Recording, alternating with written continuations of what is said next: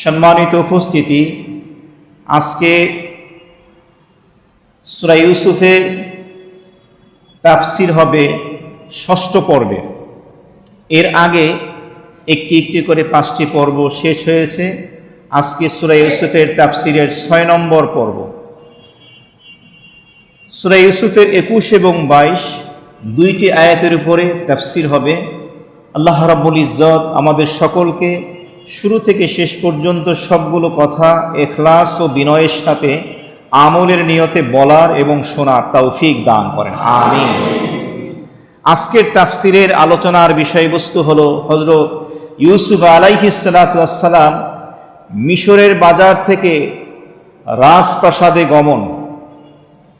গত সপ্তাহে 5ম পর্বে আমরা শুনেছিলাম ইউসুফ আলাইহিস সালাতু ওয়াস সালামের সৎ ভাইয়েরা কূপের ভিতরে নিক্ষেপ করেছিল। ব্যবসায়িক দল পানি সংগ্রহ করতে গিয়ে ইউসুফকে পেল। এক পর্যায়ে সেই সৎ ভাইয়েরা ব্যবসায়ী দলের কাছে এসে বলল, এই ছোট্ট ছেলেটি হলো আমাদের পলাতক গোলাম। এরপরে সৎ ভাইয়েরা ব্যবসায়িক দলের নিকটে ইউসুফকে বিক্রি করে দিয়েছিল। আর ওই ব্যবসায়িক দল ইউসুফকে নিয়ে গেল মিশরের বাজারে বিক্রির জন্য, যাতে করে বেশি মূল্য পাওয়া যায়। মুফাসসিরিনে কেরামগণ লিখেছেন, যখন ইউসুফ আলাইহিস সালাতু ওয়াস সালামকে মিশরের বাজারে বিক্রির জন্য উত্থাপন করা হলো, তো ক্রেতারা ইউসুফকে ক্রয় করার জন্য প্রতিযোগিতা শুরু করে দিল। দাম বলতে শুরু করলো যাতে ইউসুফকে নিয়ে নিতে পারে। এক পর্যায়ে ইউসুফ আলাইহিস সালাতু ওয়াস সালামের মূল্য নির্ধারিত হলো যে ইউসুফকে ওজন করা হবে। সেই ওজন সমপরিমাণ স্বর্ণ, রূপা, রেশমি কাপড় এবং নিঘনাবি, এই 4টা আইটেম ইউসুফ আলাইহিস সালাতু ওয়াস সালামের ওজন পরিমাণ যে ব্যক্তি দিবে, যেই ক্রেতা দিবে, সেই ইউসুফকে ক্রয় করতে পারবে। তো দেখা গেল এই মূল্য দিতে সক্ষম হলো আজিজে মিসর। আজিজে মিসর প্রসঙ্গে বলতে হয়, মিশরের মূল বাদশাহ যিনি ছিলেন, সম্রাট যিনি ছিলেন, তিনি হলেন আমেলাকা গোত্রের রাইয়ান ইবনে ওয়াসায়েদ নামক এক ব্যক্তি। তিনি ছিলেন মিশরের সম্রাট। তার পক্ষ থেকে মিশরের খাদ্যমন্ত্রী ছিলেন, গভর্নর ছিলেন আজিজে মিসর। কোরআনে কারিমের একটি বর্ণনা শৈলী এবং নান্দনিকতা হলো এই যে যতটুকু প্রয়োজন কোরআন ততটুকুই আলোচনা করে, অতিরিক্ত কোনো কথা কোরআনে কারিমে আলোচিত হয় না। এর কারণ হলো, আপনারা সূরা ইউসুফের শুরু থেকে নিয়ে শেষ পর্যন্ত যদি শুধু অনুবাদ পড়েন, সেখানে কিন্তু আপনারা এভাবে সাজানো গোছানো বিস্তারিত পাবেন না। কারণ কোরআনের বর্ণনার শৈলী এবং নান্দনিকতা হলো এটাই যে যতটুকু প্রয়োজন ততটুকুই আলোচনা করা হবে। বাকি এটা রাসূল করিম সাল্লাল্লাহু আলাইহি ওয়াসাল্লামের হাদিসের মাধ্যমে, মুফাসসিরিনে কেরামের তাফসীরের মাধ্যমে এই বিষয়টি সুস্পষ্ট হয়ে যায়। তা আল্লাহ রাব্বুল আলামিন কি করলেন? এমন এক পরিকল্পনা বাস্তবায়ন করলেন যে আজিজে মিসরের অন্তরের ভিতরে ইউসুফ আলাইহিস সালাতু ওয়াস সালামের জন্য এমন এক স্নেহ, মায়া, মহব্বত, ভালোবাসা তৈরি করে দিলেন যে এই মূল্য দিয়ে আজিজে মিসর ইউসুফ আলাইহিস সালামকে ক্রয় করে তার রাজপ্রাসাদে নিয়ে গেলেন। এই যে একটি কাজ, এই যে একটি পরিকল্পনা বাস্তবায়ন করলেন, তিনি কি? আল্লাহ তাআলা। তার উদ্দেশ্যই হলো এটা, তিনি এটা করলেন। আজিজে মিসরের নাম প্রসঙ্গে মুফাসসিরিনে কেরামগণ লিখেছেন যে তার নাম ছিল কিতফির, কেউ কেউ বলেন তার নাম ছিল ইতফির। আর তিনি ছিলেন মিশরের অর্থমন্ত্রী বা গভর্নর। আর মিশরের তখন বাদশাহ ছিলেন আমালেকা গোত্রের রাইয়ান ইবনে উসাইদ নামক এক ব্যক্তি। এ প্রসঙ্গে এসেছে যে মিশরের বাদশাহ সম্রাট ইউসুফ আলাইহিস সালাতু ওয়াস সালামের হাতে কালেমা পড়ে মুসলমান হয়ে যায় এবং ইউসুফ আলাইহিস সালামের জীবদ্দশায় তার মিশরে ইন্তেকাল হয়। মুফাসসিরিন কিরামগণ এটা লিখেছেন। আজিজে মিসরির স্ত্রীর নাম ছিল রাইল, তবে প্রসিদ্ধ যে নাম সেটা হলো জুলাইখা। কি নাম? জুলাইখা।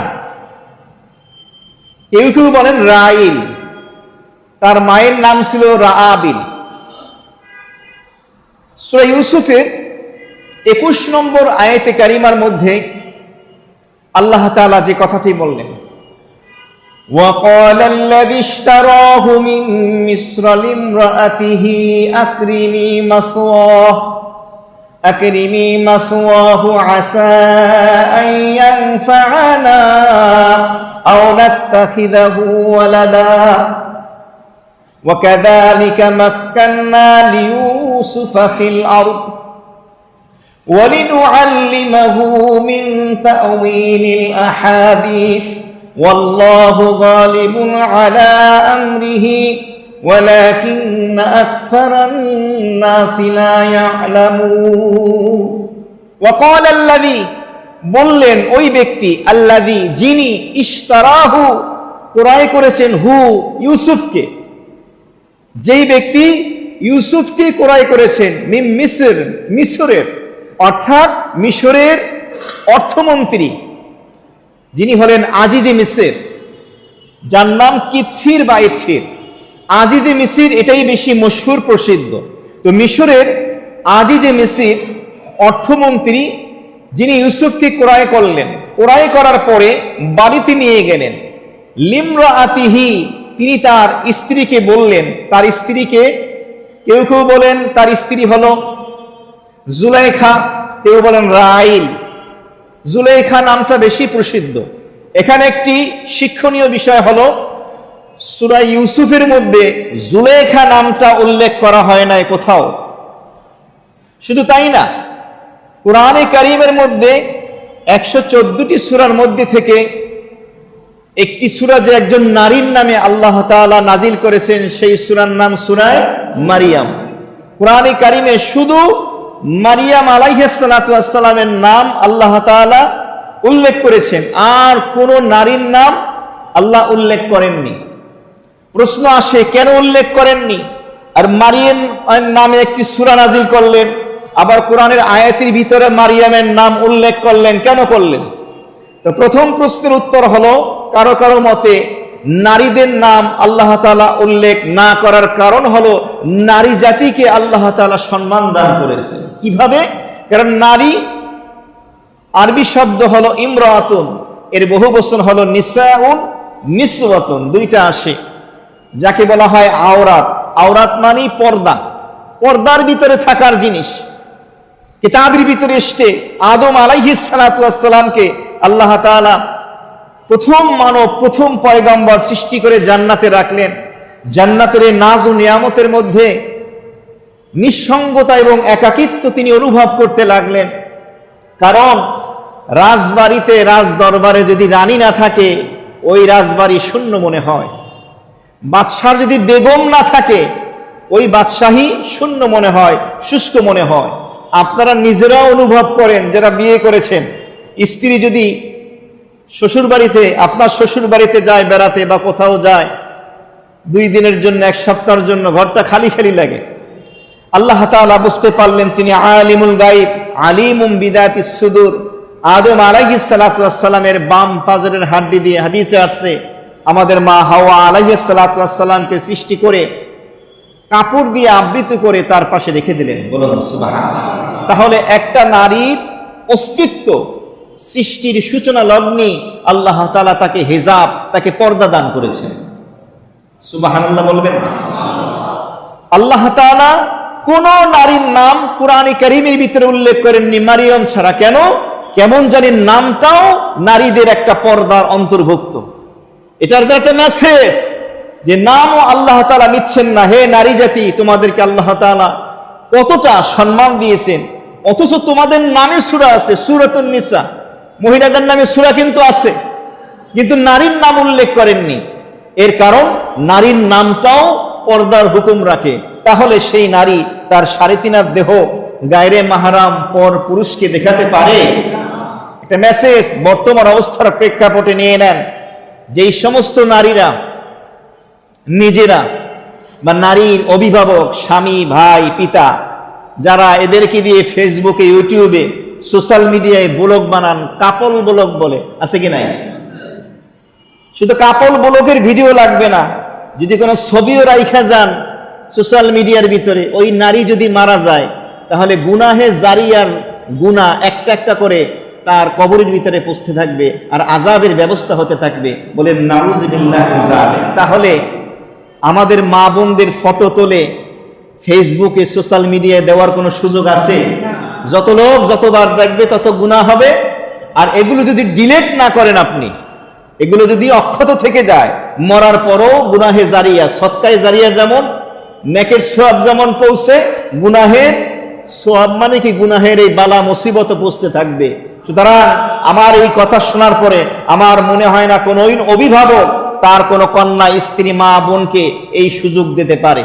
আর কোনো মা বোন শোনার পরও আমার মনে হয় না সুস্থ মস্তিষ্কের অধিকারী হলে সে এরকম কোনো ব্লগ বানাবে বা ছবি ভিডিও পোস্ট করবে, এই দুঃসাহস সে দেখাতে পারে না। যদি তার আখিরাতের উপরে বিশ্বাস থাকে, কবরের উপরে যদি বিশ্বাস থাকে, আল্লাহ তাআলার দরবারে হাজিরার জবাবদিহিতার যদি প্রশ্ন তার দিমাগে থাকে, আল্লাহ বোঝার এবং আমলের তৌফিক দান করেন। এখন প্রশ্ন হলো, মারিয়াম আলাইহিস সালামের নামে সূরা নাজিল করলেন, তার নাম কোরআনে নিলেন বারবার, কেন নিলেন? এর উত্তরে মুফাসসিরিন কিরামগণ বলেন, এর কারণ হলো আল্লাহ তাআলার একটা কুদরতের কারিশমা হলো, মারিয়ামের ছেলের নাম কি ঈসা আলাইহিস সালাতু ওয়াস সালাম। আল্লাহ পাক দেখালেন যে আমি আল্লাহ পিতা ছাড়াও সন্তান দিতে পারি, পিতা ছাড়াও সন্তান দিতে পারি। এই জন্যই আল্লাহ তাআলা ঈসা আলাইহিস সালামের মায়ের নাম নিয়ে বলেছেন মারিয়ামের সন্তানকে ঈসা। কথা ক্লিয়ার? এই কারণে মারিয়ামের নাম নিতে হয়েছে, কারণ উল্লেখ তো করতে হবে ঈসা কার সন্তান।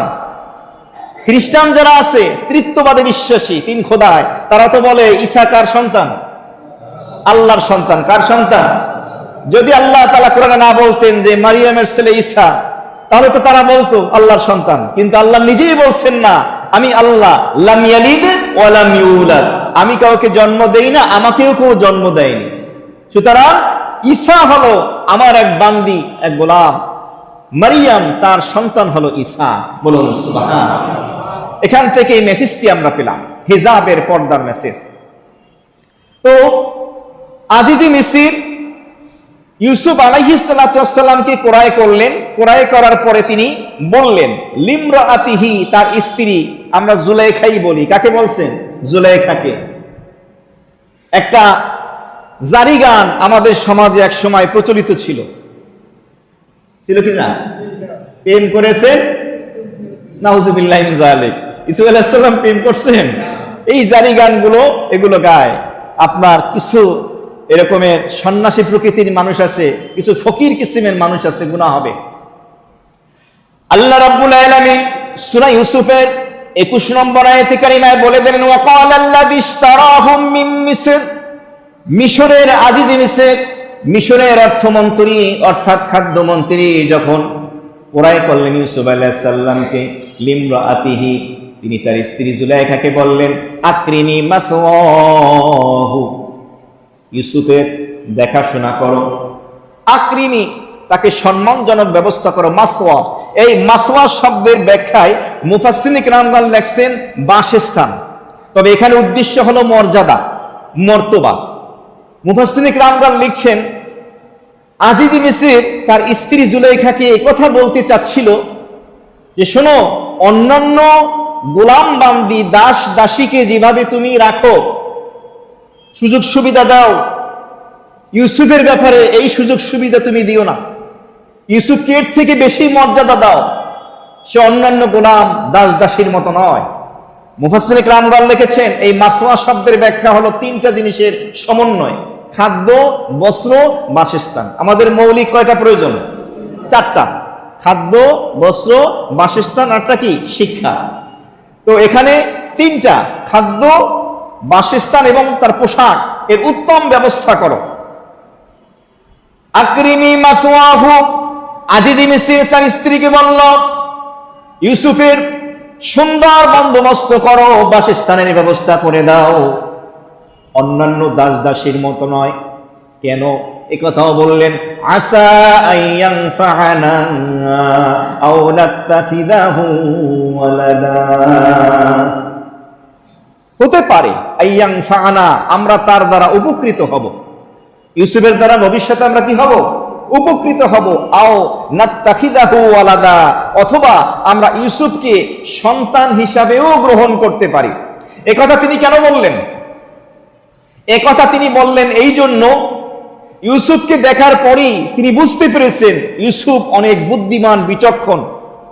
কারণ অনেক মানুষের চেহারার ভিতরে একটা আর্ট থাকে, চেহারা দেখলেই বোঝা যায় এই জন্য লোকটা অনেক বুদ্ধিমান, বিচক্ষণ, তার ভবিষ্যৎ সমুজ্জ্বল। এই কারণে তাফসীরের ভিতরে এসেছে, নবীজির সাহাবী আব্দুল্লাহ ইবনে মাসউদ রাদিয়াল্লাহু তাআলা আনহু তিনি বলেন, পৃথিবীতে 3 ব্যক্তি এমন ছিলেন যারা ছিলেন বিচক্ষণ, বুদ্ধিমান, যারা মানুষের চেহারা দেখেই বুঝে ফেলেছেন তার ভিতরে যে অনেক অভিজ্ঞতা এবং যোগ্যতা নিহিত রয়েছে। নাম্বার 1, আজিজে মিসর, মিশরের বাজারে ইউসুফকে দেখার পরই, ইউসুফের চেহারা দেখেই প্রথম নজরেই বুঝে ফেলেছেন এই বাচ্চাটি অনেক যোগ্যতা সম্পন্ন, বুদ্ধিমান, বিচক্ষণ। এই জন্য তিনি ইউসুফের সমপরিমাণ স্বর্ণ, রূপা, মৃগনাভি, রেশমি কাপড় দিয়ে তিনি ক্রয় করে নিলেন। আরেকজন বিচক্ষণকে সাহাবী বলেন, আরেকজন হলেন শুআয়ব আলাইহিস সালামের মেয়ে মুসা আলাইহিস সালাতু ওয়াস সালামকে দেখার পরে পিতার কাছে গিয়ে বলেছেন, ইয়া আবাতিস জারহু, হে আমার সম্মানিত পিতা, ইস্তাজারহু, যদি আপনি চান এই লোকটাকে, মুসার কথা বললেন, এই যুবককে আপনি আপনার কাজের দায়িত্ব দিতে পারেন, সে খুব কর্মঠ, সুঠাম দেহের অধিকারী। এক নজর তিনি দেখেছিলেন, দেখেই বুঝতে পেরেছেন মুসা আলাইহিস সালাতু ওয়াস সালাম অনেক যোগ্যতা সম্পন্ন ব্যক্তিত্বের অধিকারী। তৃতীয় নম্বরের যে বুদ্ধিমান তিনি ছিলেন নবীজির বিশিষ্ট সাহাবী হযরত আবু বকর সিদ্দিক রাদিয়াল্লাহু তাআলা আনহু। তিনি তার ইন্তেকালের আগে উমরে ফারুক রাদিয়াল্লাহু তাআলা আনহুর যোগ্যতা সম্পর্কে অবহিত হয়েছিলেন বিধায় তিনি বুঝতে পারলেন আমার অনুপস্থিতিতে দুনিয়া থেকে চলে যাওয়ার পরে এই ইসলামী রাষ্ট্রের দায়িত্ব পালন করতে পারবে ওমরে ফারুক রাদিয়াল্লাহু তাআলা আনহু। এই কারণে তিনি তার জীবদ্দশায় ওমর রাদিয়াল্লাহু তাআলা আনহুর নাম নির্বাচন করে দেন। বলুন সুবহানাল্লাহ। এখন আসি, আল্লাহ রাব্বুল আলামিন নির্বাচনটা কেমনে করলেন? আল্লাহ তাআলা ইউসুফকে ক্রয় করার জন্য ক্রেতা হিসাবে নির্বাচন করলেন আজিজে মিসরকে। কেন? কারণ আল্লাহ তাআলার এখানে একটা গুরু রহস্য নিহিত আছে। ইউসুফ আলাইহিস সালাম যেন ভালো একটা পরিবেশে, শিক্ষিত পরিবেশে, একটা সুন্দর পরিবেশে জ্ঞান বিদ্যা অর্জন করার, রাষ্ট্রীয় কার্যকলাপ, ধ্যান ধারণা, চিন্তা চেতনায় বেড়ে ওঠার একটা পরিবেশ যেন পান, এই জন্য আজিজে মিসরকে আল্লাহ তাআলা নির্বাচন করলেন। তার অন্তরের ভিতরে দয়া মোহাব্বত ঢেলে দিলেন, আজিজে মিসর তাকে ক্রয় করে আনলেন। কারণ অদূর ভবিষ্যতে এই মিশরের এই রাজত্বের, এই খাদ্যমন্ত্রীর, অর্থমন্ত্রীর দায়িত্ব আল্লাহ ইউসুফ আলাইহিস সালামকে দান করলেন। সুবহানাল্লাহ, কেমন সুন্দর নির্বাচন! তাহলে আজিজে মিসর তার স্ত্রীকে বলল, এর সুন্দর থাকার বন্দোবস্ত করো, হতে পারে আমরা তার দ্বারা উপকৃত হব।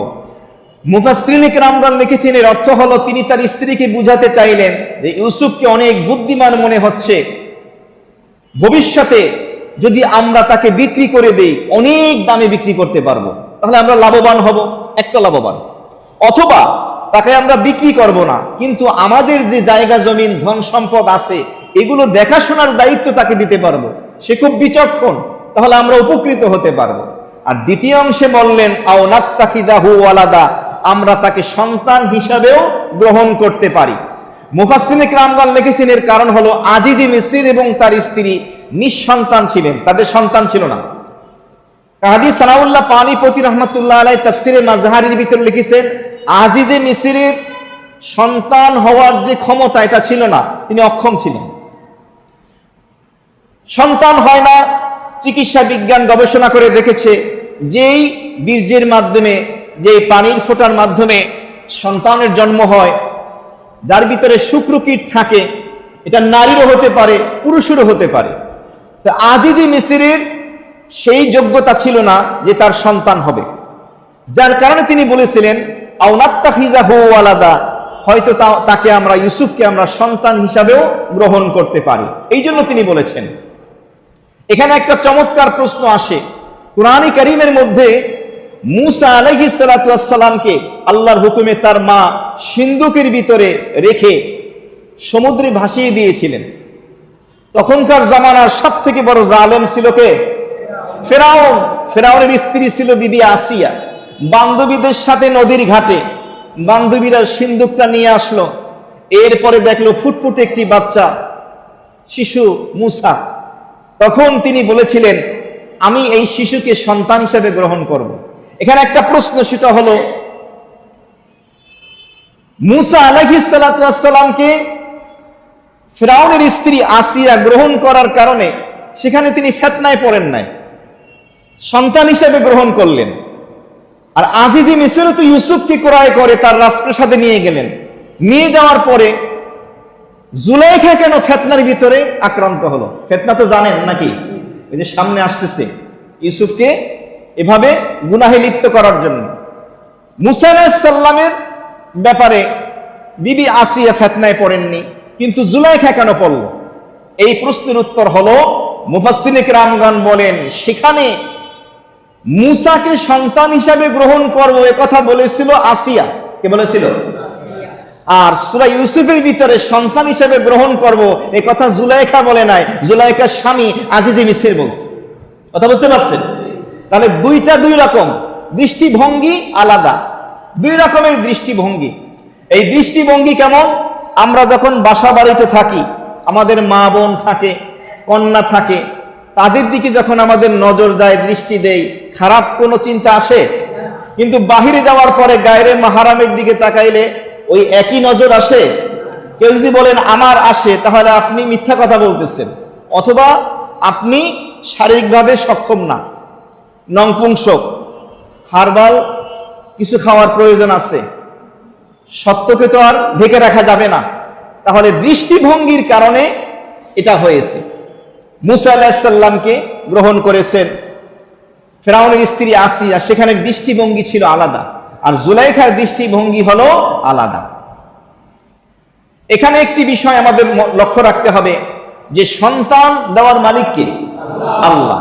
এই জন্য অনেক নবদম্পতি আছে 2-1 বছর 5 বছর হয়ে গেলে সন্তানের মুখ না দেখলে শাহজালাল শাহপরানের মাজারে চলে যায়, অমুক ভণ্ড পীরের কাছে চলে যায়, খাসি দেয়, ছাগল দেয়, এগুলো দেওয়া যাবে না। প্রশ্ন রাখি, মানুষের তো বাচ্চা সাধারণত একটাই হয়, 2টাও হয়, বেশিও হয়, অধিকাংশ কি হয়? একটা হয়। অথচ কুকুরের বাচ্চা 8টা 10টা 12টা হয়। কোনোদিন কি দেখছেন কোন কুকুর মাজারে যাইতে? আপনি আশরাফুল মাখলুকাত, সৃষ্টির সৃষ্ট জীব, আপনি সন্তান চাইতে ওই মরার কাছে মাজারে কেন যাবেন? আপনি সন্তান চাইবেন কার কাছে? আল্লাহর কাছে চাইবেন, এবং আপনি চিকিৎসা নেবেন।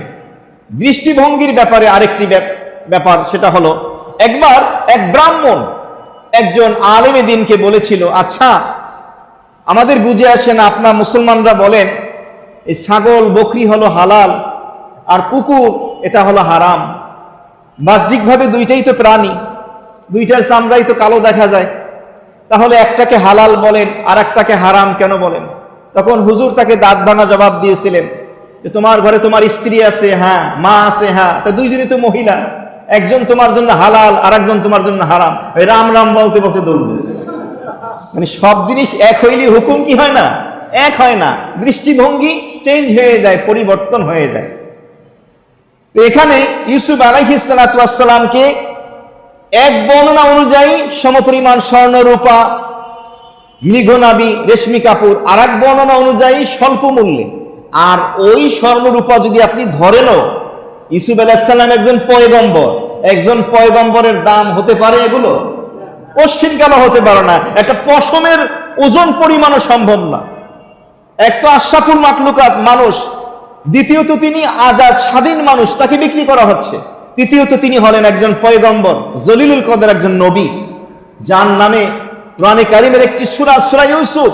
সুতরাং এটা স্বল্প মূল্যে, সামান্য মূল্যেই কেমন যেন বিক্রি করা হলো। এর মাধ্যমে একটা মেসেজ দেওয়া হয়। মেসেজটা কি?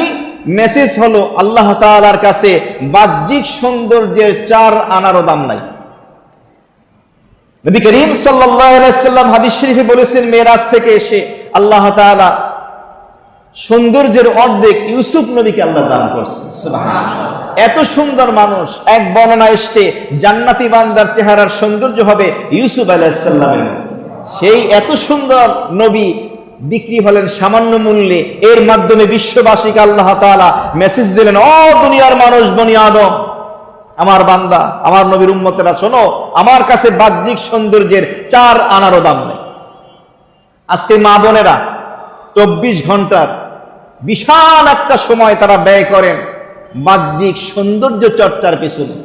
এখন তো বিউটি পার্লার, জেন্টস পার্লারও বের হয়েছে যুবকদের জন্য, এটার পিছনে পড়ে থাকে। অথচ আল্লাহ তাআলা এই সৌন্দর্য দেখেন না, আল্লাহ দেখেন দিন, আল্লাহ দেখেন আমল। বিলাল রাদিয়াল্লাহু তাআলা আনহু দেখতে কেমন ছিলেন? কালো, কুষ্ঠিত, বেটে, নাকটা বোচা, ঠোঁটগুলো বড় বড়, চোখগুলো ছোট ছোট। এরপরও বিলাল রাদিয়াল্লাহু তাআলা আনহুকে দেখলে উমরে ফারুক রাদিয়াল্লাহু তাআলা আনহু এক বনায়স্তে দাঁড়িয়ে যেতেন এবং বলতেন, আমাদের নেতা বিলাল আমাদের মাঝে আগমন করেছেন। সুবহানাল্লাহ। শুধু তাই না, নবী করিম সাল্লাল্লাহু আলাইহি ওয়াসাল্লাম বললেন, মেরাজের রাতে আমি যখন জান্নাতের নাজ ও নিয়ামত পরিদর্শন করতেছিলাম, আমি অনুভব করলাম আমার সামনে সামনে কে যেন হাঁটে। আমি জিজ্ঞেস করলাম, জিব্রাইল, আমার সামনে জুতার আওয়াজ পাই, কার জুতার আওয়াজ? জিব্রাইল আমিন বলেন, ইয়া রাসূলুল্লাহ, আপনার বেলাল আপনার সামনে সামনে জুতা পাইনি, এভাবে জান্নাতে হাঁটে।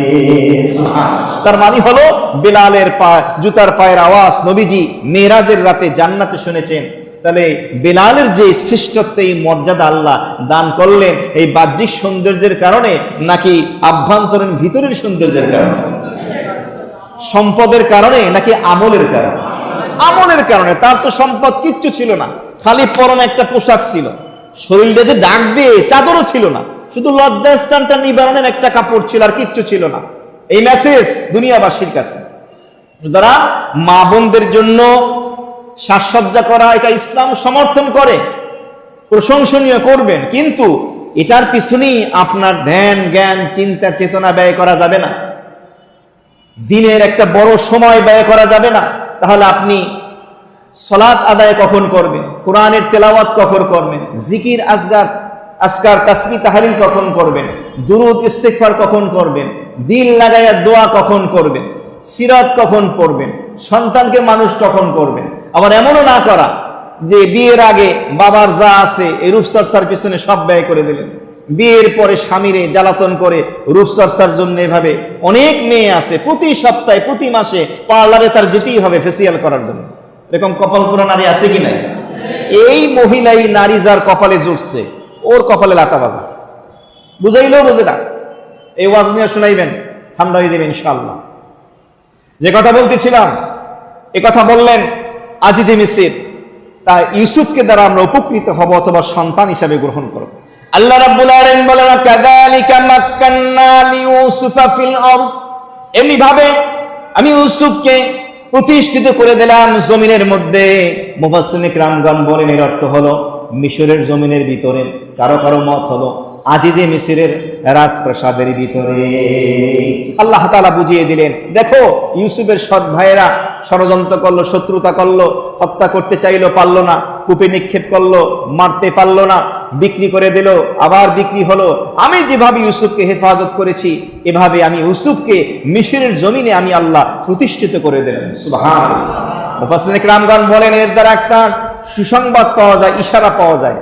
কিসের সুসংবাদ পাওয়া যায়? যে অদূর ভবিষ্যতে আমি ইউসুফকে এই মিশরের রাজত্ব আমি আল্লাহ দান করব। সুবহানাল্লাহ। এ কথা আল্লাহ তাআলা এখানে বলে দিলেন। ওয়ালিনুআল্লিমাহু মিন তাউইলিল আহাদিস, আল্লাহ রাব্বুল আলামিন বললেন, যাতে করে আমি ইউসুফকে স্বপ্নের গভীর তত্ত্ব, স্বপ্নের এই তাবির ব্যাখ্যার জ্ঞান শিক্ষা দিতে পারি। ওয়ালিনুআল্লিমাহু, যাতে করে আমি ইউসুফকে শিক্ষা দিতে পারি। মিন তাউইলিল আহাদিস, তাউইলিল আহাদিসের অর্থ হলো স্বপ্নের ব্যাখ্যা। এই ব্যাখ্যা যেন আমি তাকে শিক্ষা দিতে পারি। এই কারণে ইউসুফকে আমি আজিজের যে মিসরের বাড়িতে নিয়ে উঠালাম এবং তাকে আমি মিশরে একসময় প্রতিষ্ঠা দান করলাম। কেন? মুফাসসিরিন কিরামগণ লিখেছেন, যাতে করে ইউসুফকে যখন আমি মিশরের এই ক্ষমতা দিব, ইউসুফ যেন মিশরের জনগণের ভিতরে ইনসাফ কায়েম করতে পারে, ন্যায় প্রতিষ্ঠা করতে পারে। এখান থেকে আরেকটি বিষয় মুফাসসিরিন কিরামগণ লিখেছেন, সেটা হলো একজন ব্যক্তির শ্রেষ্ঠত্ব এবং মর্যাদা প্রমাণিত হবে তার ইলমের মাধ্যমে, তার জ্ঞানের মাধ্যমে। আর জ্ঞানের রাজা হলো আসমানি ইলম, কোরআন এবং হাদিসের ইলম, যেটাকে রাজকীয় ইলম বলে। এটা হলো ইলমে ওহী, নবী রাসূলদেরকে যে ইলম আল্লাহ দান করছেন। এছাড়া পৃথিবীর যত ইলম অর্থাৎ জ্ঞান আছে, চিকিৎসা বিজ্ঞান বলেন, এরপরে আপনি রাষ্ট্রবিজ্ঞান বলেন, ইঞ্জিনিয়ারিং যে আছে, এরপরে আপনি বাসস্থান থেকে শুরু করে পার্থিব জগতের যত প্রকারের জ্ঞান রয়েছে, এগুলো হলো তার অনুসারী প্রজা, এগুলো হলো ফরজে কিফায়া। কিছু মানুষ ডাক্তার হয়েছে, বাস দায়িত্ব শেষ। কিছু মানুষ ইঞ্জিনিয়ার হয়েছে, দায়িত্ব শেষ। বিভিন্ন সেক্টরে কিছু লোক যদি দায়িত্ব পালন করে, এটা আদায় হয়ে গেল। কিন্তু ইলমে ওহী যেটা কোরআন এবং হাদিসের জ্ঞান, এটা প্রত্যেককে শিখতে হবে, প্রত্যেক মুমিন নরনারীকে শিখতে হবে। কারণ তাকে মৃত্যুবরণ করতে হবে, মরার পরে কবরে দিতে হবে, আখিরাতের জবাবদিহিতা রয়েছে। এই জন্য তাকে মৌলিক ইলম অবশ্যই তাকে শিখতে হবে। তো এই কথার মাধ্যমে একটা মেসেজ দেওয়া হয় যে ইলমের মাধ্যমে আল্লাহ তাআলা মানুষের মর্যাদা দান করেন। ইউসুফ আলাইহিস সালামকে শুধু ইলম দিয়েছেন তাই না, তাকে সম্মান দিয়েছেন শুধু তাই না, বরং আল্লাহ তাআলা ইউসুফ আলাইহিস সালামকে এই কোরআনে সূরা ইউসুফে বলে দিলেন যে আমি ইউসুফকে স্বপ্নের ব্যাখ্যা দেওয়ার যে একটা গুণ বিদ্যা আল্লাহ তাকে দান করেছেন। সুবহানাল্লাহ। শুধু তাই না, ইউসুফ আলাইহিস সালাম তার জমানায় সর্বশ্রেষ্ঠ স্বপ্নের ব্যাখ্যাকার ছিলেন। তিনি তাবির করতে পারতেন সব থেকে ভালো। এমনি ভাবে তিনি এই স্বপ্নের ব্যাখ্যার গুণের মাধ্যমে তিনি জেল থেকে মুক্তি লাভ করেন। যে আলোচনা সামনে আসবে, এই জন্য এখন আমি বলছি না। আল্লাহ রাব্বুল আলামিন এরপরে বলেন, আল্লাহু গালিবুন আলা আমরিহি ওয়ালাকিন আকসারান নাস লা ইয়ালামুন। আল্লাহু গালিবুন, আল্লাহ তাআলা হলেন অপ্রতিহত, বিজয়, আলা আমরিহি, তার কাজের ব্যাপারে। এই হু এর জমিরের মার্জা হয় আল্লাহর দিকে যাবে, তখন অর্থ হবে আল্লাহ তাআলা তার প্রত্যেকটা কাজ যেভাবে চান সেভাবেই তিনি বাস্তবায়ন করেন। এটাকে প্রতিহত করার ক্ষমতা দুনিয়ার কোনো মানুষের নাই। হাদিস শরীফের মধ্যে এসেছে, নবী করিম সাল্লাল্লাহু আলাইহি ওয়াসাল্লাম ইরশাদ ফরমান যে আল্লাহ তাআলা যখন কোনো কাজ করার ইচ্ছা করেন, তো ওই কাজের দুনিয়ার যত উপকরণ আছে সবগুলো তিনি বন্দোবস্ত করে দেন, কুদরতি ভাবে সেগুলোর ব্যবস্থা আল্লাহ তাআলা করে দেন। আর আমরিহি, হা জমিরের মার্জা যদি ইউসুফের দিকে যায়, তখন এর অর্থ হবে ইউসুফের বৈমাত্রীয় সৎ ভাইয়েরা তাকে শত্রুতা করে, হিংসা করে, কূপে নিক্ষেপ করেছিল, ষড়যন্ত্র করেছিল, কিন্তু আল্লাহ তাআলা তাদের ষড়যন্ত্রকে নস্যাৎ করে দিয়ে আল্লাহ তাআলা সেখান থেকে মুক্তি দিয়ে মিশরের খাদ্যমন্ত্রী বানিয়ে দিলেন। সুবহানাল্লাহ। এই ক্ষমতা আল্লাহ তাআলা তাকে দিয়ে দিলেন।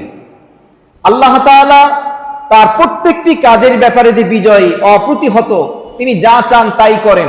এর ব্যাখ্যায় মুফাসসিরিন কিরামগণ লিখেছেন, প্রথমে ইউসুফ আলাইহিস সালামের পিতা ইয়াকুব আলাইহিস সালাম তিনি চেয়েছিলেন ইউসুফ যে শৈশবে স্বপ্ন দেখেছিল, এই স্বপ্নের কথা যেন তার অন্য সন্তানরা না জানে। ইউসুফ আলাইহিস সালামও গোপন রেখেছিলেন, কিন্তু কোনোভাবে ভাইরা জেনে ফেলেছিল। বাবা ইয়াকুব চেয়েছিলেন অন্য সন্তানরাও যেন ইউসুফকে ভালোবাসে, তারা ভালো না বেসে শত্রুতা করলো, হত্যার পরিকল্পনা করলো, কূপের ভিতরে নিক্ষেপ করলো। আল্লাহ তাআলা সেখান থেকে ইউসুফকে রক্ষা করলেন। ইয়াকুব আলাইহিস সালাম চাচ্ছিলেন যে আমার সন্তান যেন সংরক্ষিত থাকে। ইউসুফের সৎ ভাইয়েরা চাইল যে এভাবে পিতার থেকে বিচ্ছিন্ন করে দেব। ইয়াকুব আলাইহিস সালাম ইউসুফকে যথেষ্ট মহব্বত, ভালোবাসতে ছিলেন, কিন্তু আল্লাহ তাআলার কাছে এই বিষয়টি এমন লাগেনি, বরং মহব্বত হবে আল্লাহর সাথে, তার মাধ্যমে তুমি আমার মাখলুককে ভালোবাসবে। এই মহব্বতটা আল্লাহ তাআলা এভাবে দিলেন। এক পর্যায়ে আল্লাহ রাব্বুল আলামিন ইউসুফকে কূপ থেকে মিশরের বাজারে, সেখান থেকে আজিজে মিসরের সেখানে এক থেকে গোলাম, গোলাম থেকে আল্লাহ তাআলা মিশরের বাদশা বানিয়ে দিলেন। সুবহানাল্লাহ। এবং সকলের অন্তরের ভিতরে এই মুহাব্বত আল্লাহ তাআলা, ইউসুফের মুহাব্বত আল্লাহ তাআলা তৈরি করে দিলেন। এই কথাই আল্লাহ তাআলা বলেন, ওয়ালাকিন্না আকসারান নাসি লা ইয়ালামুন। আল্লাহ তাআলা তার প্রত্যেকটা কাজের ব্যাপারে বিজয়ী, অপ্রতিহত, অর্থাৎ তিনি যা চান তাই করেন। কেউ তার কাজের বিরোধিতা করতে পারে না, প্রতিহত করতে পারে না, আল্লাহ সেটা করবেনই। ওয়ালাকিন্না আকসারান নাসি লা ইয়ালামুন। আল্লাহ তাআলা বলেন কিন্তু অধিকাংশ মানুষই এটা জানে না। এর অর্থ হলো আল্লাহ তাআলার এই যে সূক্ষ্ম হিকমত, এটা অধিকাংশ মানুষই বুঝতে পারে না, তারা বোঝে না। অনেক সময় আমাদের পার্থিব জগতে দৈনন্দিন জীবনের পারিপার্শ্বিক, পারিবারিক, শারীরিক, অর্থনৈতিক, জায়গা জমিন, বিভিন্ন ক্ষেত্রে আমরা সিদ্ধান্ত নিতে যাই। দেখা যায় যে আমরা যেটা চেয়েছিলাম সেই মোতাবেক বাস্তবায়িত হয় না, কিন্তু আমরা মনক্ষুণ্ণ হই। আমি চাচ্ছিলাম এই জায়গাটা নেওয়ার জন্য, আমি চাচ্ছিলাম এই বাড়িটা ক্রয় করার জন্য, এই ফ্ল্যাটটা ক্রয় করার জন্য, এই বিজনেসটা দাঁড় করানোর জন্য, এই চাকরিটা আমার হইলে কতই না ভালো হইতো, আল্লাহ আমাকে দিল না। না, আল্লাহ তাআলার মেহেরবানির কিছু গোপন রহস্য আছে। আপনাকে না দেওয়ার ভিতরে নিশ্চয়ই কোনো কল্যাণ নিহিত আছে, আপনি বুঝতেছেন না। এটা আল্লাহ তাআলা বললেন, আমি আল্লাহ রাব্বুল আলামিনের সূক্ষ্ম হিকমত, গোপন যে আমার মেহেরবানি বান্দার প্রতি আছে, এটা অনেক সময় বান্দা বুঝতে পারে না। ওয়ালাকিন্না আকসারান নাসি লা ইয়ালামুন। অধিকাংশ মানুষ এটা বুঝতে পারে না। বাস্তব একটা ঘটনা বলি। একজন দুর্বল প্রকৃতির মানুষ গাড়িতে উঠছেন, তার সাথে ছিল 3 জন যুবক, তার বন্ধু। ওই 3 যুবক ওই লোকটাকে, চতুর্থ জনকে জোর করে গাড়ি থেকে নামিয়ে ফুটপাতে পাশে দাঁড় করিয়ে দিল। তাকে গাড়িতে নেবে না, জায়গা ছিল। আনন্দ করতে করতে ড্রাইভারকে নিয়ে 3 যুবক চলে গেল। তখন ওই দুর্বল যে লোকটি রাস্তার পাশে দাঁড়িয়ে আছে, সে চিন্তা করল, আমি দুর্বল, আমাকে এভাবে রেখে গেল আল্লাহ, আপনি আমাকে দুর্বল বানাইছেন, যার কারণে আজকে বন্ধু বান্ধব আমার সাথে ঠাট্টা রসিকতা করতেছে, আমারও যাওয়া দরকার, আমি গাড়ি পাচ্ছি না, অনেকক্ষণ হয়ে গেল, আমাকে জোর করে নামিয়ে দিয়ে গেল। এরপরে অনেকক্ষণ পরে, কয়েক ঘন্টা পরে সে গাড়ি পেল। গাড়ি নিয়ে সে যখন রওনা দিল রাতের বেলা, অনেক দূর যাওয়ার পরে দেখলো অনেক মানুষ সেখানে জমা হয়ে আছে। গাড়িটা থামিয়ে সেখানে গিয়ে সে দেখলো তাকে যেই 3 বন্ধু নামিয়ে দিয়েছিল, ওই 3 বন্ধু এবং ড্রাইভার সহ অ্যাক্সিডেন্ট স্পটের ভিতরে ডেথ। তখন ওই দুর্বল লোকটা আল্লাহ শুকরিয়া আদায় করলো, আল্লাহ আমার যদি না নামাই দিত আমিও তালু ভর্তা হয়ে যেতাম, আমাকে নামাই দিয়ে গেছে, এটা তো আমাকে আপনি বাঁচাইছেন। আমার কাছে মনে হচ্ছিল আপনি আমাকে দুর্বল বানাইছেন, আমার সাথে এমন দুর্ব্যবহার করলো, তো আমি বদদোয়া দিই, কিন্তু না, এটা তো আমার জন্য রহমত ছিল। এটা আমরা অনেক সময় বুঝতে পারি না। এই জন্য আল্লাহ তাআলা এই বিষয়গুলো খুব খেয়াল করা, যে আল্লাহ তাআলা আসলে তো আমার কল্যাণ চান। এরপরে 22 নম্বর আয়াত, ওয়ালাম্মা বালাগা শুদ্দাহু আতাইনাহু হুকমান ওয়া ইলমা ওয়া কাযালিকা নাজিজিল মুহসিনিন। আল্লাহ রাব্বুল আলামিন বলেন ওয়ালাম্মা, এবং যখন বালাগা পৌঁছলো, আশুদ্দাহু যৌবনে। আশুদ্দা শব্দের তাফসিরে মুফাসসিরিন কিরামগণ লিখেছেন, এর অর্থ হলো পরিপূর্ণ যৌবন, পূর্ণাঙ্গ যৌবনে যখন তিনি পদার্পণ করলেন। ইমামে রাজি রহমাতুল্লাহ আলাই তিনি তার তাফসিরের ভিতরে লিখছেন, ইউসুফ আলাইহিস সালামকে মিশরের বাজার থেকে যখন আজিজে মিসর ক্রয় করে নিয়ে আসেন, তখন ইউসুফের বয়স ছিল 17। কত? আর তিনি তার ঘরে ছিলেন 13 বছর। কত বছর? 13 বছর। আর ইউসুফের বয়স যখন হয় 30 বছর, তখন আল্লাহ তাআলা ইউসুফকে মিশরের খাদ্যমন্ত্রী বানিয়ে দেন, অর্থমন্ত্রী বানিয়ে দেন। সুবহানাল্লাহ। 33 বছর বয়স যখন হয়, তখন আল্লাহ তাআলা তাকে হিকমত, প্রজ্ঞা এবং জ্ঞান দান করেন। আর 120 বছরে ইউসুফ আলাইহিস সালাম ইন্তেকাল করেন। ইউসুফ আলাইহিস সালামের ইন্তেকাল কত বছর বয়সে? 120 বছর বয়সে তিনি ইন্তেকাল করেন। তো তিনি যখন যৌবনে পদার্পণ করেন, যৌবনে পদার্পণ যখন করেন, তখন তার বয়স কত ছিল? মুফাসসিরিন কিরামগণ বিভিন্ন মত পেশ করেছেন। কেউ বলছেন 18 বছর, কেউ বলছেন 20 বছর, কেউ বলছেন 22 বছর, কেউ বলছেন 30 বছর, কেউ বলছেন 33 বছর, কেউ বলছেন 40 বছর। আমি সবগুলো বলে দিলাম, কারণ এক এক তাফসিরে এক এক রকম লিখছে।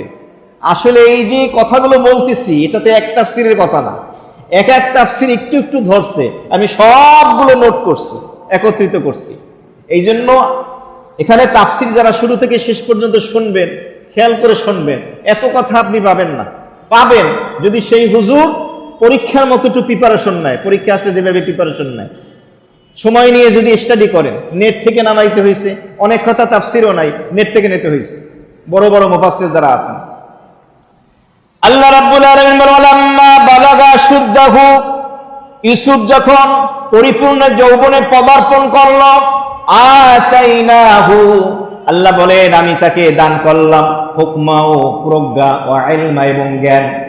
হিকমত এবং ইলম অর্থাৎ প্রজ্ঞা এবং জ্ঞান আমি ইউসুফকে দান করলাম। এর অর্থ কি? ইলম দ্বারা উদ্দেশ্য হলো দ্বীনি ইলম, আর হিকমত দ্বারা উদ্দেশ্য কারো কারো মতে নবুয়ত। কেউ কেউ বলেছেন হিকমত দ্বারা উদ্দেশ্য হলো মূর্খতা থেকে, ভুল ত্রুটি থেকে বেঁচে থাকার যে জ্ঞান, তার নাম হলো হিকমত। কারো কারো নিকটে বলা হয়েছে যেই ব্যক্তি যৌবিক কামনা বাসনা থেকে মুক্ত থাকে, এই জ্ঞান যাকে দান করা হয় তার নাম হলো হিকমত। আল্লাহ তাআলা ইউসুফকে এই হিকমত দান করেছেন। কেউ কেউ লিখেছেন হিকমত অর্জন করলে তাকে বলে হাকিম, ইলম অর্জন করলে তাকে বলে আলেম। হাকিম আর আলেমের মধ্যে পার্থক্য হলো, আলেম বলা হয় যেই ব্যক্তি শুধু জানে, জ্ঞানী, আর হাকিম বলা হয় যেই ব্যক্তি তার জানা অনুযায়ী আমল করে, ইলম অনুযায়ী আমল করে, ইলম মোতাবেক, তাকে বলা হয় হাকিম। কারো কারো মতে ইলম দ্বারা উদ্দেশ্য হলো শরীয়তের ইলম, শরীয়তের জ্ঞান, আর হুকুম হিকমত দ্বারা উদ্দেশ্য হলো স্বপ্নের তারিফ, তাবির, স্বপ্নের ব্যাখ্যা আল্লাহ তাআলা তাকে দান করেছিলেন।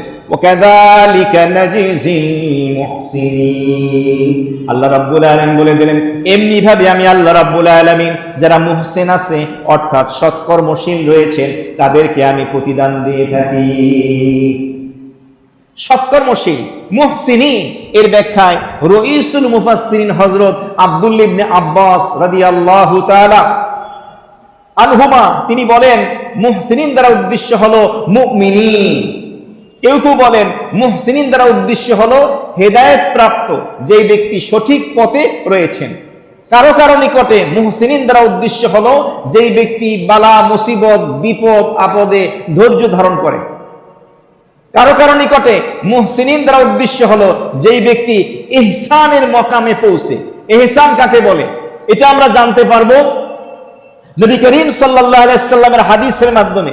জিবরাইল আমিন নবীজির দরবারে আসলেন, নবীজিকে কয়েকটা প্রশ্ন করলেন, যে হাদিসের নাম হাদিসে জিবরাইল। আমি একটি জুমার দেখেছিলাম এই হাদিসের উপরে বিস্তারিত। আল্লাহর নবীকে জিবরাইল আমিন মানুষের আকৃতিতে এসে প্রশ্ন করেছিলেন, ইয়া মুহাম্মদ, হে মুহাম্মদ, আখবিরনি আনিল ইহসান, ইহসান কাকে বলে আপনি আমাকে বলেন। নবী করিম সাল্লাল্লাহু আলাইহি ওয়াসাল্লাম এই প্রশ্নের উত্তরে বলেছিলেন ইহসান বলা হয় আনতা আবুদাল্লাহ কাআন্নাকা তারাহু ওয়া ইন লাম তাকুন তারাহু ফাইন্নাহু ইয়ারাক। আল্লাহর হাবিব বলেন আনতা আবুদাল্লাহ, তুমি এমন ভাবে আল্লাহ রাব্বুল আলামিনের ইবাদত করবে, সেটা নামাজ হতে পারে, রোজা হতে পারে, যাকাত হতে পারে, সেটা সদকা হতে পারে, যত প্রকারের ইবাদত বন্দেগী করবা কাআন্নাকা তারাহু, তুমি কেমন জানি আল্লাহ রাব্বুল আলামিনকে দেখতে পাচ্ছ। সুবহানাল্লাহ, আল্লাহকে তুমি দেখে দেখে ইবাদত করতেছো, এই হালাত জানি তোমার ভিতরে হয়, এটার নাম ইহসান।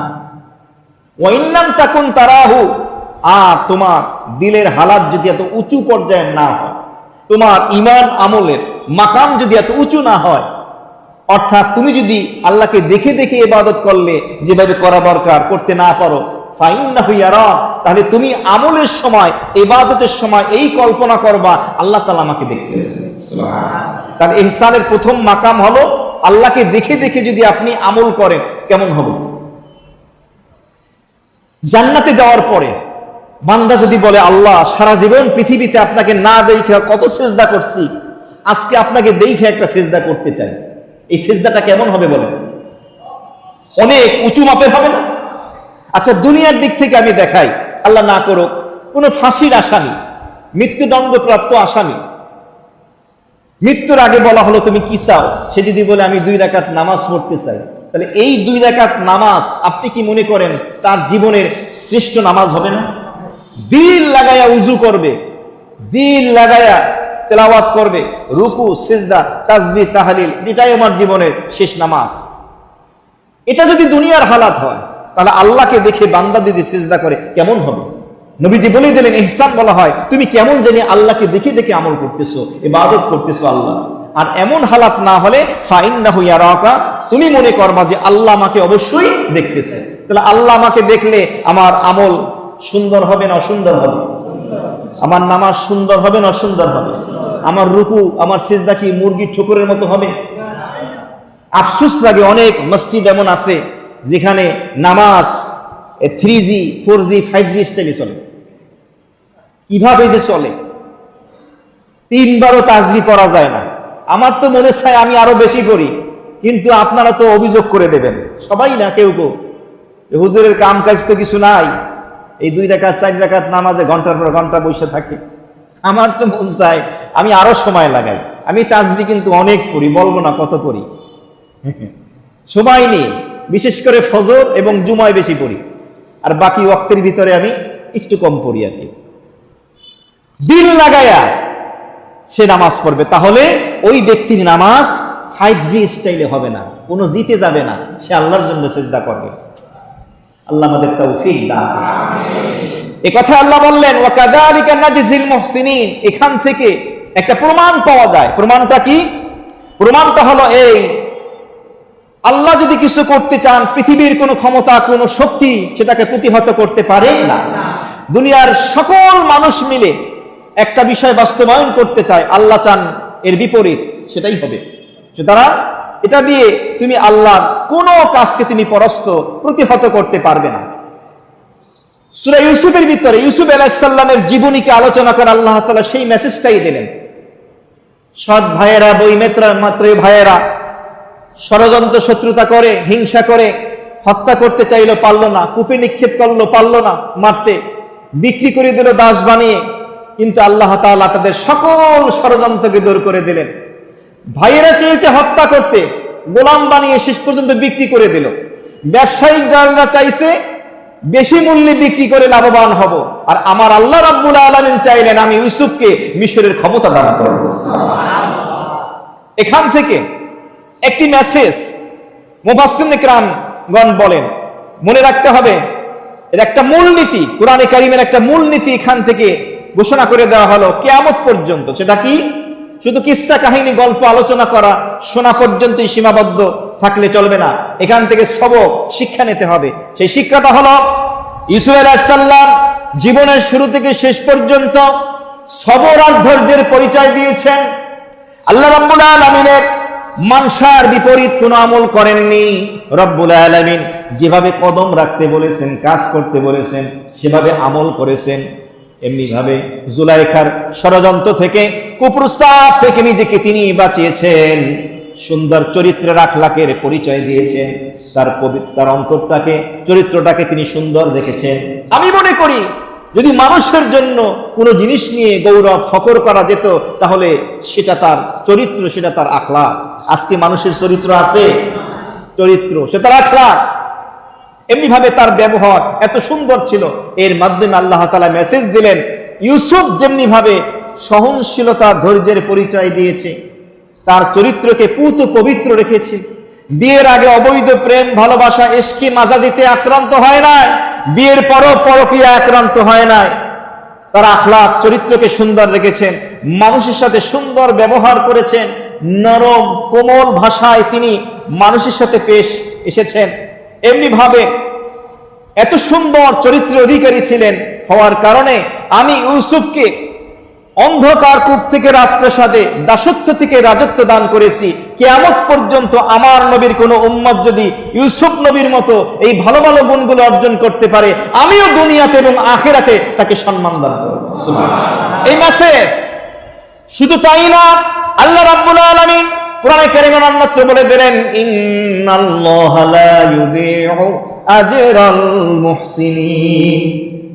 যারা মুহসিন হবে, সৎকর্মশীল হবে, হায়াতের জিন্দেগিতে নারী হোক, পুরুষ হোক, যুবক যুবতী, কিশোর কিশোরী, বৃদ্ধ বৃদ্ধা, আল্লাহ রাব্বুল আলামিনের দেয়া এই নিয়ামতগুলো সঠিকভাবে ব্যবহার করবে, সঠিক রাস্তায় ব্যবহার করবে, খেয়ানত করবে না, তার চরিত্র সুন্দর রাখবে, ব্যবহার ভালো রাখবে, লেনদেন, আচার আচরণ, জন্ম থেকে মৃত্যু পর্যন্ত যদি ওই ব্যক্তি ভালো আমল করে, ইন্নাল্লাহা লা ইউযিউ আজরাল মুহসিনিন, আল্লাহ রাব্বুল আলামিন বলেন নিশ্চয়ই এমন সৎকর্মশীল বান্দার কোন নেক আমলকে আমি আল্লাহ নষ্ট করে দেব না। শুধু তাই না, ওয়া ইন্নাল্লাহা লামাআল মুহসিনিন, আল্লাহ তাআলা অন্য জায়গায় আরো সুন্দর করে বলে দিলেন, এমন সুন্দর জীবন যারা গঠন করবে, সৎকর্মশীল যারা হবে, যাদের জাহের বাতেন, বাহির ভিতর দুটাই সুন্দর, এমন যদি কোন মুহসিন হয়, ওয়া ইন্নাল্লাহা লামাআল মুহসিনিন, আল্লাহ রাব্বুল আলামিন বলেন ওই মুহসিন সৎকর্মশীল বান্দার সাথে আমি আল্লাহ স্বয়ং নিজে আছি। আপনার সাথে আল্লাহ আছেন, আমার সাথে আছেন। আপনি জেলখানায় যদি থাকেন, আপনার সাথে কে আছেন? কারণ আপনি হকের উপরে আছেন।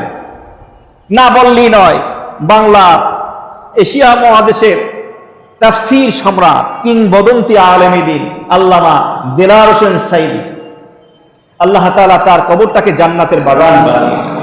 কোরআন এবং হাদিসের ব্যাপক খেদমত তিনি করেছেন।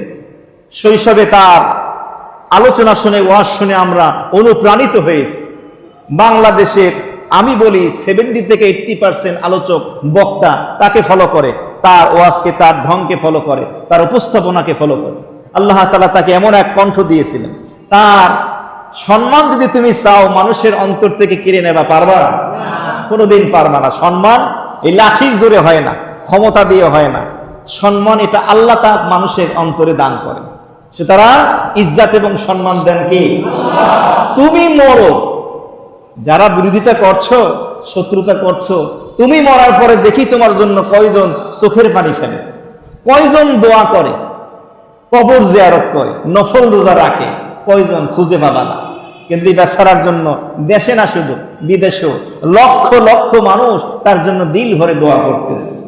মরার আগে যে মিষ্টি হাসিটা দিয়েছে, 82 বছর বয়স, 13 বছর রাখছো, 13-14 বছর জেলখানায়, এরপরও তার কত চমৎকার একটা হাসি।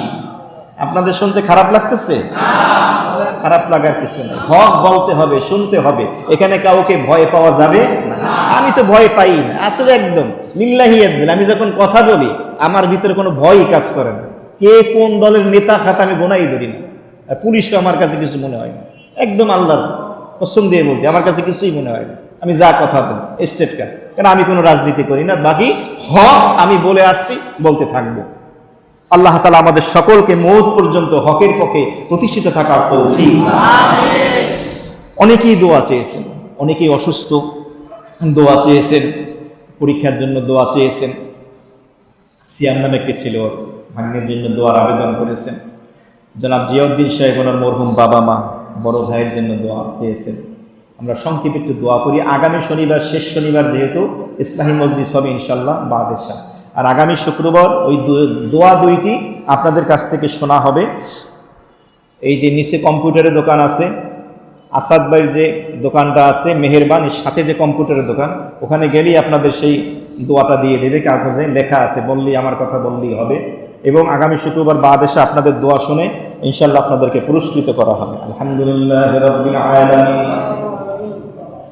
ربنا ظلمنا أنفسنا وإن لم تغفر لنا وترحمنا لنكونن من الخاسرين اللهم ربنا آتنا في الدنيا حسنة وفي الآخرة حسنة وقنا عذاب النار رب ارحمهما كما ربياني صغيرا اللهم حاسبنا حسابا يسيرا اللهم إنا نعوذ بك من غضبك وإنا نسألك رضاك والجنة أي الله رب كريم পবিত্র সফর মাসে ইশার সালাতের পরে কোরআন কারীমের তাফসীরের পরে কিছু গুনাহগার বান্দা হাত উঠিয়েছি। মাওলা, জীবনে যত গুনাহ খাতা যা কিছু হয়েছে, শর্মিন্দা লজ্জিত হয়ে তওবা ইস্তিগফার করে আপনার শাহী দরবার হাত উঠাইছি। মাওলা, আমাদের জীবিত মৃত নারী পুরুষ ছোট বড় সকলকে আপনি মাফ করে দেন। আমাদের তওবাকে কবুল করে গুনাহগুলিকে নেকির দ্বারা পরিবর্তন করে দেন। নেক আমল যতটুকু করার তৌফিক দিয়েছেন, ভবিষ্যতে দিবেন, মেহেরবানি করে কবুল ও মঞ্জুর করেন। আল্লাহ আমাদের সকলকে হকের পথে থাকার তৌফিক দান, মাজলুমের পক্ষে থাকার তৌফিক দান, জালেমের বিরুদ্ধে থাকার তৌফিক দান। আল্লাহ সকলকে হেদায়েত নসিব করে দেন, সহিবুজ সকলকে দান করেন। দুনিয়ার স্বার্থের কারণে অনেকে হিংসা করে, শত্রুতা করে, কূটকৌশল করে, মানুষ সবকিছুই বোঝে। আয় আল্লাহ, এই সমস্ত লোকদের হিংসার থেকে, হিংসুকের হিংসা থেকে, শত্রুতা থেকে, সকল প্রকারের দুষ্টমি থেকে জান ও মাল কি ইজ্জত আবরুকে মুসলমানদেরকে আপনি হেফাজত করেন। আয় আল্লাহ, এদের কপালে হেদায়েত না থাকলে গজব দিয়ে এগুলোকে ধ্বংস করে দেয়। এদের কারণে দুনিয়ার মানুষ, দেশের মানুষ অনেক কষ্টে আছে। পারিপার্শ্বিক সর্বদিক থেকে, দ্রব্যমূল্য থেকে শুরু করে সর্বক্ষেত্রে বড় কষ্টের ভিতরে, জ্বালাতনের ভিতরে আছি। মালিক, ও মালিক, কত মানুষ নির্যাতিত, নিপীড়িত হয়ে, মাজলুম হয়ে জেলখানায় বসে আছে, জানেও না কোন অপরাধ করছে। ওখানেই হয়তো মৌত হয়ে যাচ্ছে, আর বউ হয়তো কাঁদতেছে, মা কাঁদতেছে, বোন সন্তান কাঁদতেছে। ও মালিক, মেহেরবানি করে তুমি দয়া করো মাওলা। আল্লাহ, জালেমের জুলুম থেকে তুমি আমাদের হেফাজত করো। আল্লাহ, আমাদের সকলকে কবরে যেতে হবে, মেহেরবানি করে আমাদের আখিরাতের সামান তৈরি করার তৌফিক দাও। আওয়ামী লীগ, বিএনপি, জাতীয় পার্টি থেকে শুরু করে সকল দলের মতের সকল মানুষকে একজন খাঁটি মুমিন, খাঁটি মুসলমান হওয়ার তৌফিক দান। সবার উপরে আমি একজন মুসলমান, এই চিন্তাটা আমাদের মাথার ভিতরে 24 ঘন্টার ভিতরে তুমি সেভ করে দাও। সবসময় যিনি স্মরণ রাখতে পারি, আমি মুসলমান, আমাকে কবরে যেতে হবে, আমাকে হিসাব দিতে হবে। জুলুম দেখার পরে চুপ থাকা, এটা এক ধরনের জালেমের সহায়তা করা। আল্লাহ, আমাদের জুলুমের, জালেমের বিরোধিতা করার, আল্লাহ তাদের বিরুদ্ধে আমাদেরকে কঠিন পদক্ষেপ নেওয়ার তৌফিক দান। রব্বে কারীম সূরা ইউসুফের 21-22 নম্বর আয়াতে কারিমার তাফসীর হলো, মেহেরবানি করে আমাদেরকে আমল করার তৌফিক দান। আমাদের জীবনের অনেক সবক, অনেক শিক্ষা ফুটে উঠলো, যেগুলো আমাদের আমল করার সুযোগ আছে, করা উচিত, আমাদেরকে আমল করা সহজ করে দাও। আয় আল্লাহ, পৃথিবীর শুরু থেকে আজ অবধি যত মুমিন, মুমিনাত, মুসলিম, মুসলিমাত অন্ধকার কবর, খাস করে আমাদের আত্মীয় স্বজন, মুরিব্বি যারা চলে গেছে, বাংলাদেশে, মহাদেশে শুধু নয়, বিশ্বের আল্লাহ যাকে সবাই চেনে, যার নামে বাংলাদেশ কেউ চেনে। আয় আল্লাহ, তাফসীর জগতের সম্রাট, কিংবদন্তি এক আলেম রব্বে কারীম আল্লামা দিলার হোসেন সাইদি, রব্বে কারীম তার কবরটাকে জান্নাতের বাগান বানান।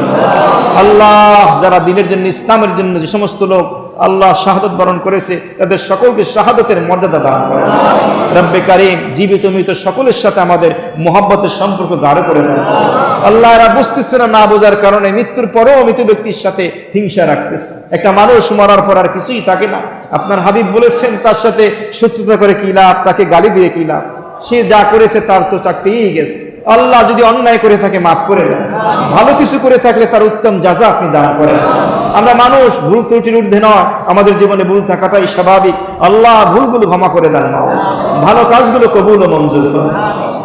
আল্লাহ, অনেকে দোয়া সিয়াম নামক যুবক দোয়া চেয়েছে অসুস্থতার জন্য, আর যারা যারা বিমারের জন্য দোয়া চেয়েছে সকলকে আপনি শিফায়ে আজেলা কামিলা দান। অনেক মা বোন শারীরিকভাবে অসুস্থ রয়েছেন, অনেকের বাচ্চার বিয়ে হয় না, বিয়ে শাদীর টেনশনে আছেন, চাকরি হয় না, ব্যবসার সমস্যা, যার যে পেরেশানি আছে, আল্লাহ তাফসীরের উসিলায় সকলের সমস্ত পেরেশানি আপনি দূর করে দেন। আসমান থেকে আমাদের সকলের জন্য কামিয়াবের খাইরিয়াতের ফয়সালা করেন। তাকাব্বাল মিন্না ইন্নাকা আনতাস সামিউল আলিম وتب علينا إنك أنت التواب الرحيم وصلى الله تعالى على خير خلقه محمد وعلى آله وأهل بيته وأصحابه أجمعين سبحان ربك رب العزة عما يصفون وسلام على المرسلين والحمد لله رب العالمين مالك দুনিয়ার জীবন আখিরাতের তুলনায় কয়েক সেকেন্ড, কয়েক মুহূর্ত, চোখের পলক। আয় আল্লাহ, এমন জীবন আমাদের গঠন করার তৌফিক দাও, মরণে কাঁদিব আমি, হাসিবে ভুবন। দুনিয়ার মানুষ যেন এভাবে, আমি যখন হাসতে হাসতে দুনিয়া থেকে বিদায় নেব, এমন জীবন দিও যেই জীবনে আমি এভাবে হাসতে হাসতে দুনিয়া থেকে চলে যাব, কিন্তু দুনিয়াবাসী আমার কর্মের কারণে, আমার আখলাকের কারণে দুনিয়াবাসী যেন আমার জন্য দুই চোখের পানি ফেলে যেন দোয়া করে। যতটুকুই হোক, আয় আল্লাহ, এমন জীবন তুমি গঠনের তৌফিক দাও। জন্মের সময় আমরা কেঁদেছি, দুনিয়ার মানুষ হেসেছে, মৃত্যুর সময় যেন আমরা হাসতে হাসতে মরতে পারি, আর দুনিয়ার মানুষ যেন আমাদের জন্য দুই চোখের পানি ফেলে কাঁদতে পারে। এই বুঝটুকু আমাদের তুমি পয়দা করে দাও।